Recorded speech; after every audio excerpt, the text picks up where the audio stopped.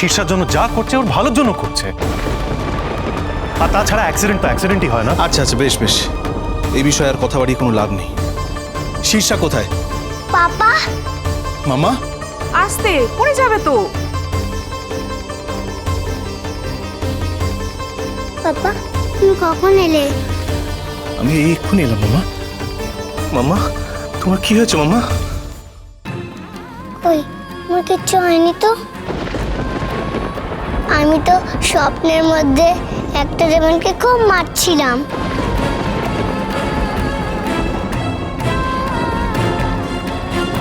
হঠাৎ দুষ্টু ডেমনটা আমায় ধাক্কা দিল,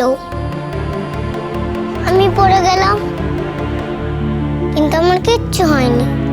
তারপর ডেমনটার কি হলো? তারপর ডেমনটা তো মরেই গেল। তারপর মাম্মা আমায় জড়িয়ে ভাড়া করে দিল। আচ্ছা আচ্ছা আচ্ছা আচ্ছা। আমি একটা কথা বলি জারাজ,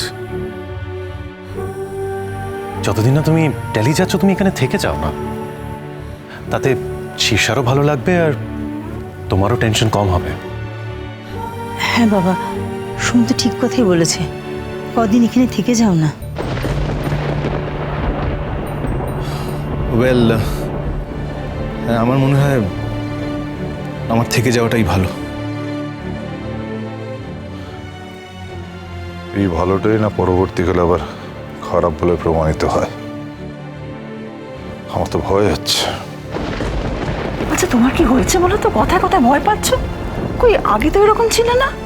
আশ্চর্য। কিছু না হলেই ভালো।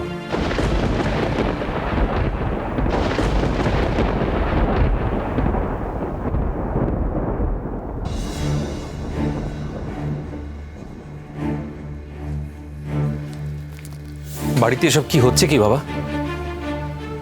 কেন, আবার কি হলো বাবু? কি হলো? কেন কি হলো তুমি কিছু জানো না? নাকি সবকিছু জেনে চুপ করে বসে আছো? বুঝেছি, তোর মাথায় কুলোচ্ছে না বলে এসেছিস এই বুড়ো বাবাটার কাছে বুদ্ধি নিতে, তাই তো? কিছুদিন আগে তোর মনে হয়েছিল যে এই বুড়ো বাপটা ঘাট থেকে নামলে বাঁচি। বাবা তুমি কেন রাগ করছো আমার উপর? আমি তো বলছি ভুল হয়ে গেছে, কেন রেগে আছো? বুঝতে পারছি না কি করবো। মিনুকে দেখছো তো, আমাদের বাড়িতে সবাইকে নিয়ে এসে ঢুকে পড়েছে। পাল বাড়িতে ওর বাড়ির লোক, ওর গোষ্ঠীর সবাই এসে ঢুকে পড়েছে। আমরা কি করবো বলো তো? আমরা কোথায় যাব? ওয়ার্কশপ সেটাও চালাচ্ছে মিনু। শোনো, ওই মেনু করে কথা বলাটা এবার বন্ধ করো। এতদিন যা বলেছো কিন্তু এখন আর এইভাবে কথা বলো না। এখন তো জেনে গেছো যে মিনু অনাথ নয়। মিনু যথেষ্ট সম্ভ্রান্ত পরিবারের মেয়ে এবং ওর রোজগারেই সবটা চলছে। কাজে ওর সম্পর্কে এইভাবে কথা তুমি কি করে বলতে পারো বলো? আহ বৌমা, দয়া করে ঢুকতে এসো না তো আমাদের মধ্যে। ছেলেটার আমার চিন্তা হচ্ছে। হ্যাঁ, চিন্তাটা যদি ভালোর জন্য হতো আমার তাহলে কিছুই বলার ছিল না বাবা। কিন্তু আপনার ছেলে যা ভাবছে তাতে সংসারের তো ভালো হবেই না, ওরও ভালো হবে না। শোনো, কোনটা ভালো কোনটা খারাপ আমাকে বোঝাতে এসো না, সেটা আমি ভালো বুঝি। ভুল করছো তুমি, আবার ভুল করছো। মিনু কিন্তু সত্যি এই বাড়ির লক্ষ্মী।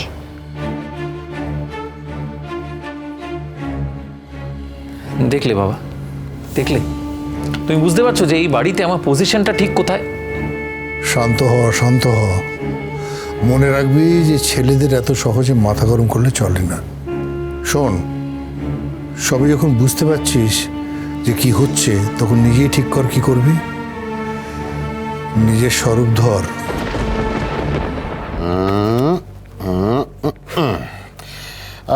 হিসাব যা দেখতেছি ৮৫,০০০ তো লাগবই দাদা, তার কমে কিছুতেই হইব না। ৮৫,০০০? ও, তার কমে কি কইরা দি কন? জিনিসপত্রের যা দাম বাড়ছে না, আমাদের কিছু করার নাই। ৮৫,০০০ লাগবই। ঠিক আছে, তাই হবে। তাহলে আপনার তাড়াতাড়ি কাজটা শুরু করে দিন, আমি কিছু অ্যাডভান্স করে যাচ্ছি। ঠিক আছে। কি হইল ইন্দ্র? কিছু হয়নি, তবে এবার হবে। মানে বাইনাদার সামনে খাড়াই রয়েছে, তুমি তার সামনে আমার হাত থেকে খাতা খান নিয়ে নিলা কেন? খাতা নিয়েছি হিসেব দেখবো বলে। এটা পাল বাড়ির ওয়ার্কশপ, তোমার নয়। একদম চুপ করে থাকো। বাহ, বাহ বাহ বাহ বাহ, কারচুপি বেশ ভালোই চলছে। হ্যাঁ, ব্যবসাটা একবারে লাঠি উঠিয়ে ছাড়বে আর কি তোমরা। তুমি কিন্তু খামোখা আমারে ছোট করতেছো ইন্দ্র। তুমি বড় হলে কবে নীলু কাকা? এই শুনুন ভাই, হবে না, 85,000-এ কিচ্ছু হবে না, 1 লাখ টাকা লাগবে। পারবেন দিতে? আরে উনি যে বললেন, উনি কে বলা, যা বলার আমি বলবো। 1 লাখ টাকা লাগবে, অর্ডার দিতে হলে দিন, নাহলে যান। দেখুন অত আমার সামর্থ্য নেই, তাহলে আমি চললাম। হ্যাঁ আসুন, সামর্থ্য নিয়ে তো আসেন কেন? এই কে আছিস, চা দিয়ে যা তো। কি হলো বাজে দাদা বক- ভাই, তুমি ওনাকে দামটা বাড়িয়ে বললে কেন? দেখো দাদা ভাই, এত বছর ধরে কিন্তু আমাদের ওয়ার্কশপ থেকে কেউই খালি হাতে ফিরে যায়নি।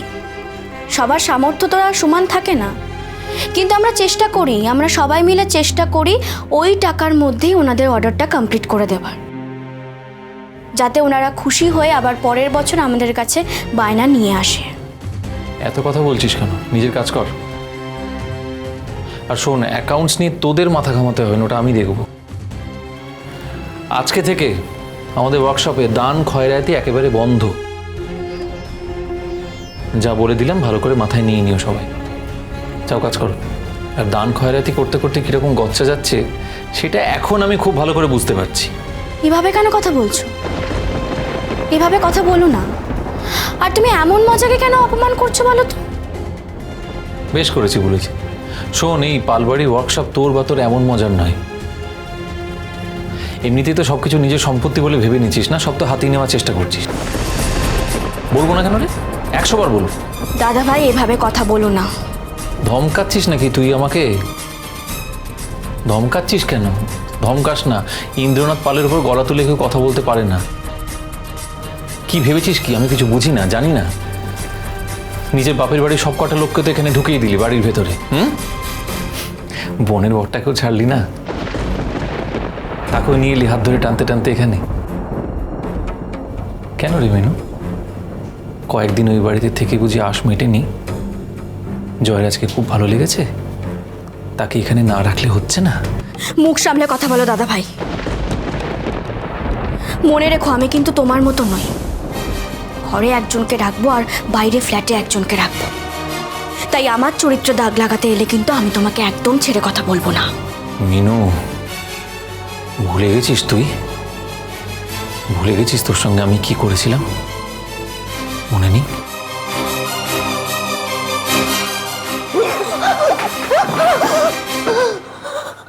আমার আর আমার ব্যবসার মাঝখানে যদি আসো না, একেবারে শেষ করে দেবো। এই টাকা আমার, এই ব্যবসা আমার। তোমাকে শেষ করতে আমার 2 মিনিটও লাগবে না। সোজাই গঙ্গার ধারে লাশটা ফেলে দেবো। কোনো ইনকোয়ারি হবে না, কিচ্ছু হবে না। পরের দিন সকালবেলা শুধুমাত্র একটা বডি খুঁজে পাওয়া যাবে।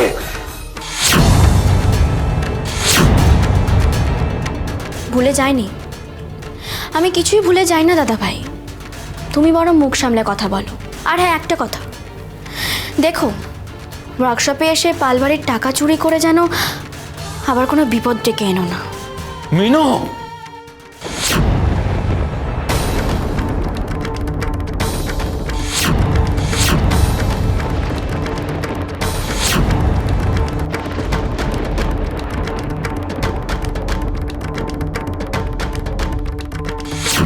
আগের বার আমি ছিলাম না, থাকলেও যে কি করতাম জানি না। কিন্তু এবার তুই যদি মিনুকে মারার চেষ্টাও করিস দাদা ভাই, ভাবিস না আমি তোকে ছেড়ে দেবো। সোম, লিমিট ক্রস করিস না। না দাদা ভাই, তুই যথেষ্ট বুদ্ধিমান। ভালো করে ঠান্ডা মাথায় ভেবে দেখ, বুঝবি যে তুই লিমিট ক্রস করছিস।